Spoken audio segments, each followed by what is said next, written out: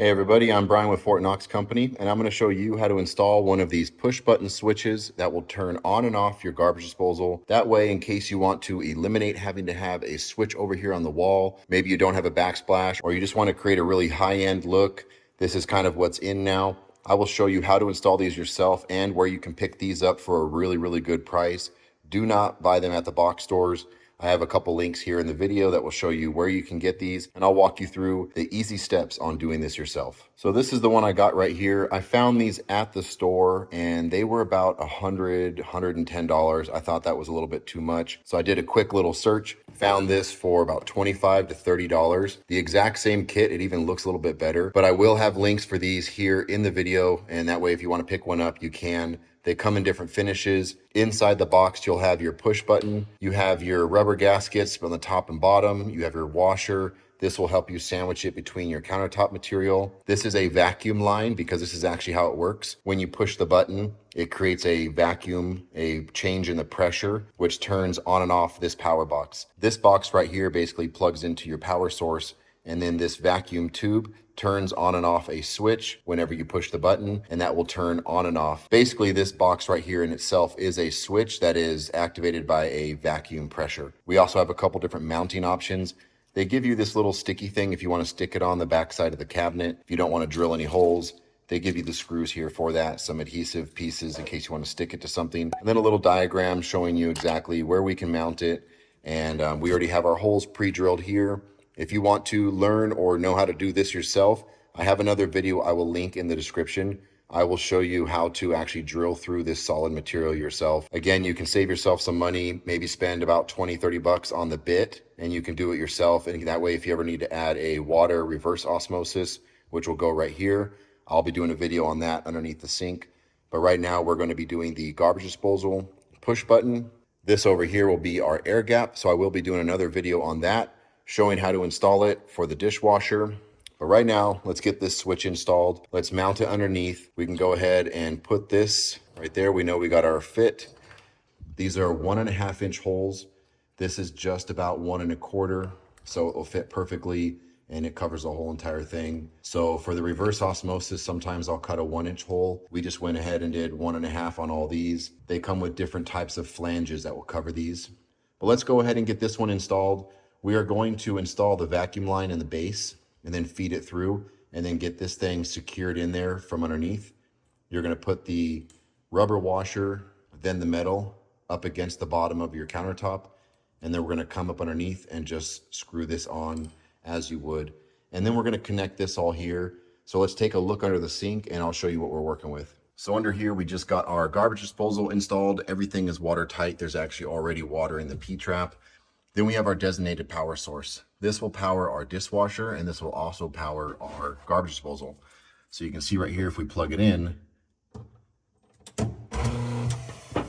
it's live. So because this has constant power and I did not wire in a switch to activate one or both of these outlets, I'll be installing the countertop switch to create that connection that we need so we can turn this on and off as we want. So the way that we connect this is we feed it through the bottom nut, and then we're going to actually push it onto the base here. Make sure it's seated all the way down. And then we can push this up. And then you can start to screw this on. And as you screw it on, it will actually cinch and it will tighten against the tube and create that seal. So you'll get a few turns out of it, and then you'll feel it pressure. You don't want to over tighten this because this is all plastic, but you're actually going to put the tube through the nut first, put it onto the base, and then screw the nut on, and it will create the tight seal that you need. And we'll do the same thing on the switch. Then we can feed this through the hole. Make sure you have your rubber gasket on the top part. We can set that in there. Then we're going to go underneath and we're going to feed through the tube, again, rubber side up. And then we're going to have to feed this washer over the tube, and then we'll tighten this up underneath the countertop, make sure that this is secure. Then we can start mounting this, get it all plugged in, and we'll be done. So now we have everything tightened up underneath the counter. I went ahead and ran this just along behind the water line, so if I ever needed to work on it or the water lines, it would not be tangled up. But it runs over here.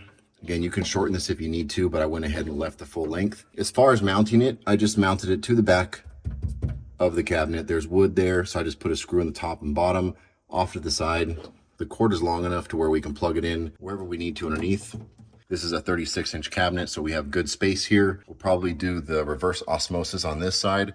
So I'm trying to mount everything over here on this side where we might have some storage, things that we don't really need to get to, but we have it plugged in. We can now plug our garbage disposal into this switch box and we should be able to turn it on and off. But before we do that, if you found this video helpful, please hit that like button. It really helps me out a lot. If you want to support me and the channel, you can also pick up some cool shirts. I make shirts myself and I put them in the video as well. So if you want to grab a shirt, I appreciate it. But other than that, please hit the like button. Let people know that you enjoy this video. Let me show you something also, because before the switch is actually hooked up, you can hear it activate. Everything is connected with that tube.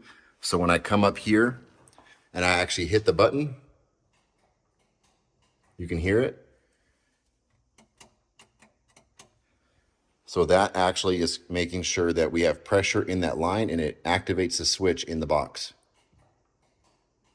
So let's go ahead and plug it in. We should be able to turn it on and off. I don't know if I just turn this box on or off. So when I plug it in, it may just start up. We will see. Yep. There we go.